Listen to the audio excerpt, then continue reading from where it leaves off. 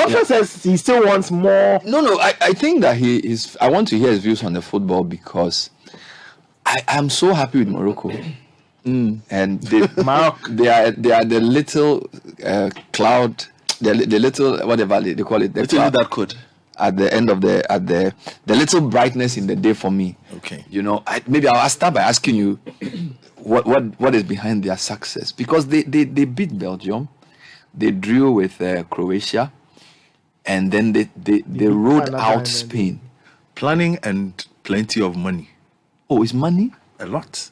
Planning and you see, the thing is this: they had a plan. Moroccan football has always been decent, but they had a plan to elevate it because they realized that one, it's good social activity, of course, significant revenue generator for their economy.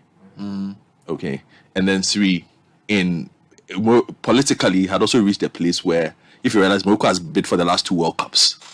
Morocco wants to show off. So they are very ambitious. They are very ambitious about where they want to be, and they see football as an avenue to achieve those objectives. So King Mohammed has been very clear, and he has spent significantly in that regard. So there's national backing for there's a plan. It's not cultural dominance, doing well, showing that they are, and it's at all levels. Okay, so I put out a tweet yesterday that Morocco had done well this year with girls football. The under-17 team. You remember that incident where we accused them of locking us out in Morocco? The beaters went to the World Cup and did very well at the World Cup. The under-20s have done well. Their women's national team, they hosted the AFCON for women. They finished second in the final.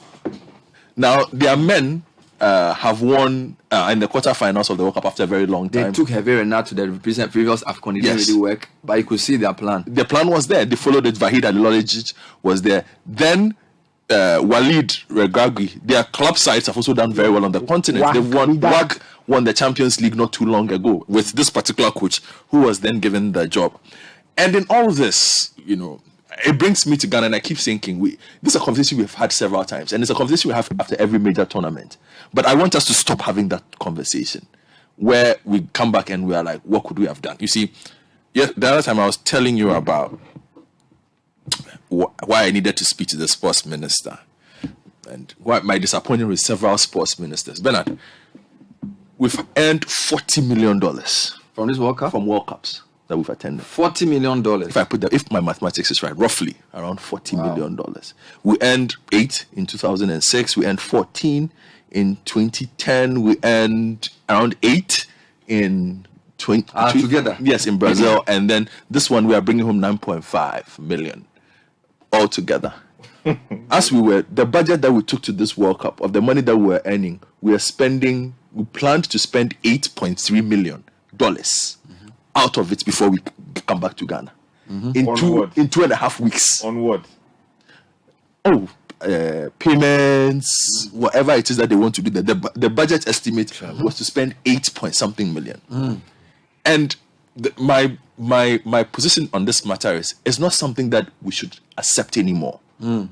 Where for 3 weeks of ecstasy and joy, we allow that kind of money to be blown away, and it is never accounted for. It's not accounted for properly. 1, 2, it is never reinvested in the game to grow it to the next level. When we see all others doing same and moving along. I was in Comoros not too long ago, but the Black Stars, we beat them 1-0 on a nasty AstroTurf. 3 years after I made that trip to Comoros, they beat us at an AFCON.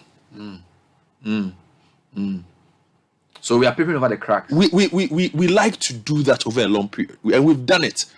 Okay. Because what if somebody says, Godfred, 2018 we didn't go. Yes. 2022 we won a game in a tough group. Yes. Scored 5 goals. Yes. So it's progress. No, it's not progress. You see, it is that kind of thinking that has prevented us from actually becoming elite. But look at the number of Ghanaian players who showed up at the World Cup for other countries. Just think about it. Plenty. They're still coming in essence, the point I'm making, the ball we not play, but we are not able to convert that. We have not harnessed it because look at small Croatia. Yes, 1, to reach our true potential. 2, for the economic value. Because if Croatia can reach World Cup semi-final, Do they have better players than us? We are not getting anything from it. All we seem to do is our politicians like the fact that we qualify for a World Cup. They'll go there with their phones, have fun, like we saw, even ignore their budget statement, go and chill, some campaign with it because it is during our time that we went and it's during your time that did not go. But the actual value is never felt on the grounds. And it's something that we need to change. Which is why I'm saying that I am hoping the sports minister does not come back again this time to tell us that, the money that FIFA gave us, and actually, but this is cash. It's not like they'll give you cash. They'll pay. It comes within I think like 2 or 3 days after you exit, the money comes. And what does FIFA expect you to use that money? It is your money. There's no what is best practice for what is done with that money? No, but Bernard, best practice is to reinvest it in football development. Development, which is why I'm saying $40 million, Bernard. And normally, I don't like making comparisons because everybody has their own. $40 million over the past 10 years. 10 years over the past 4 World Cups that we've attended. So that's over almost 17 years. Bernard, the national team of Ghana sleeps in a hotel. Still. They don't have a proper training camp. The national team of Ghana cannot train at Pram Pram, which is owned by the Ghana Football Association. We do not have anywhere that the state contributes to training footballers. The state's only function is to pay for national teams. The state is not interested in even oversight properly of football. So football is in disarray. Okay, the Football Association has its job, and I'll get there. But my focus this morning is on the state's complete disinterest in football, and interest that is ignited only when it is time to go for a World Cup. And let me ask you. So you're saying that going to this World Cup, qualifying against all the odds, winning a game, scoring 5 goals, it's good, does not necessarily show that we are improving our football. No, Bernard. Because someone say this is the largest stage. Bernard. This is where you show what you've done over the past 2 years. Transfers are down. What do you mean? Look, domestic transfers. We are not getting... Yeah. We are not selling players because development levels are low. So people, their players are not in that high demand anymore? No. There's no money. Which is why the FA is not really making money, because the FA makes money from transfer sales. If I transfer a player, I'm supposed to pay the FA 10%. As of the last time they got 10%. You say locally the transfers are down. Internationally, I'm talking about. But even locally, the quality of players we are producing has declined. Oh, serious? Oh, Bernard. Atizigi left Ghana when he was 15 years old. The quality of players you are producing nationally has significantly declined. And that is because the training methods are down. We're not investing in science. We're not investing in technology. And most of these things are not things that these things require partnerships between the state and the Football Association. These partnerships don't exist. The partnership only comes to bear when the Black Stars play a match and the minister has to lead. Which is why I constantly have issues with the people we get as sports ministers. Because they most often than not just focus on how do we win a tournament rather than the overall development of the game that gives long-term benefits, in the sense that, one, if you do it properly, everybody makes money. 2, we can actually perform much better at these tournaments that we want to do well at. So Ghana could actually make a quarter-final at the World Cup every time it goes to the World Cup. It will not be something that is historic. It will be the norm. We have the potential. Unfortunately, what we do with it is the problem. Which is why I'm saying that on this particular time, we should not accept the FA coming back to tell us that, or the minister coming to tell us that, we went to the World Cup and just blew 8-point-something million in less than a month. It will be completely unacceptable. What are you bringing back for us to put into the game? Okay, if you look at the progress of our players into the national team, we went to a World Cup with players basically 80 or 90% trained in Europe. It's not a problem.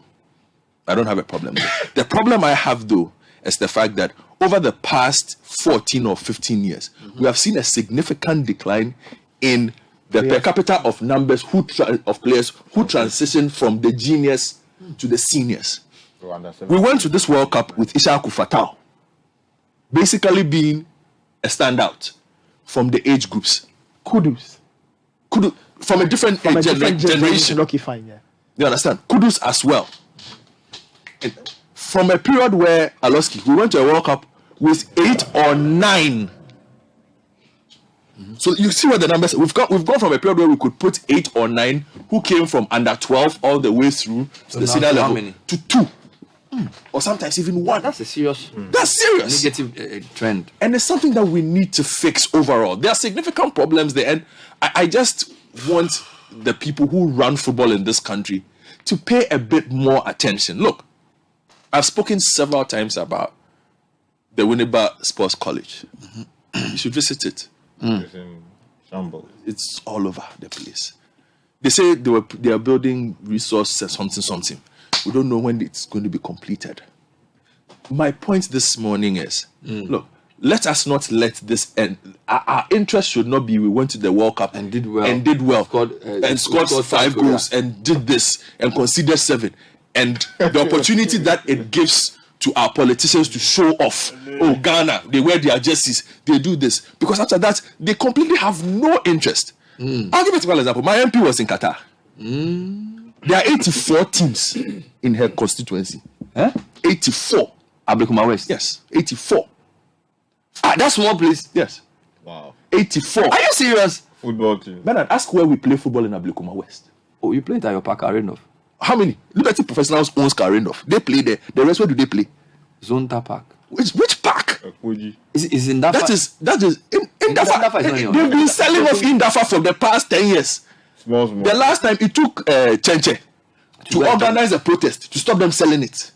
So your constituency has only one football pitch There is nowhere to train and play. for 84 teams. But she was in Qatar sharing photos with, was it Ronaldo or somebody? So the 84 teams, these are in the communities. Yes, in my district, Accra West district. Hold on there. That's actually very serious. So if you take Ablekuma West for 84 teams, multiply that across the level, which means that if you are doing youth development and you are trying to help young people, you can even use this football team. Exactly the point I'm making. Because every day they are out there training. Look, Godfred, 84 teams. Bernard, if you travel, and Godfred said this thing sometimes, and I repeat, if you travel from Kaswa to Accra, which pitch, there's no proper pitch anywhere. But I'm even thinking about what he's saying in terms of if somebody wanted to do a program to develop young people. Yes. Using Ablekuma West as an example, those 84 teams present a good opportunity to reach people. So imagine the breakdown. So there's Ablekuma West, there's Accra North. That is how because of that, sometimes the league, we even have difficulties in how to play the league because scheduling becomes an issue. Because how many parks do you even have to play? Okay. Then the thing about the state being interested in what the Football Association does is crucial because the Football Association is filled with self-interest. They will do what suits them. So the state must intervene to say, this is where we are going. Like the Morocco King said, this is what we want to do. Exactly. All of you in line, instead of simply leaving the FA to do what they want. What it wants to do. Because you know what? The FA is independent. But where does the FA play its games? State facilities. Who owns the Accra Sports Stadium? So they are free riding. Not even free riding. You pay for it, but you're not paying the full cost. So if the state comes in and says, well, this is my plan. This is how I want us to go. We have consultations about it. Well, a football association says, I disagree. Well, go and find someone else to play your football. You don't have access to the pitches. You don't have access to the police. You don't have access to Red Cross and all those things. So the state can be more deliberate. In forcing the association to do the right things. Okay, and bring the right talents up. There's a lot more I can say. We don't have too much time, but the point I'm making is... sure because the World Cup is not over yet. This week... But my point is... But what's your prediction? Which one? For the final 8. No. After the break. I don't know. Yeah. You have to go on. When we come back, we can get something out of it.